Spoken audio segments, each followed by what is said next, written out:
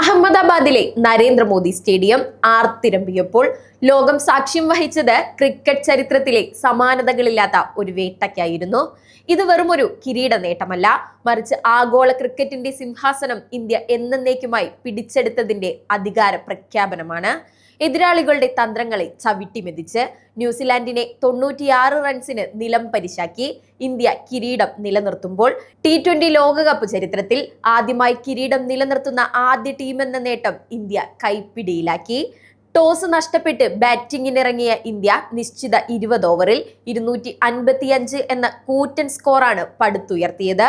Power പ്ലേയിൽ 21 പന്തിൽ നിന്ന് 52 runs അടിച്ചുകൂട്ടി Abhishek Sharma തുടക്കത്തിലെ കിവി ബൗളർമാരെ നിലം പരിശാക്കി.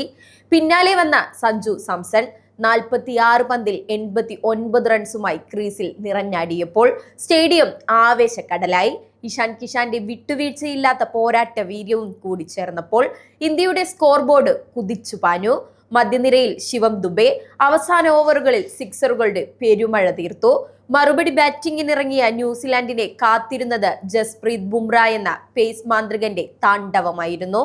4 ഓവറിൽ വെറും 15 റൺസ് മാത്രം വിട്ടുകൊടുത്ത് 4 വിക്കറ്റുകൾ വീഴ്ത്തിയ ബുംറ കിവികളുടെ നട്ടെല്ലൊടിച്ചു.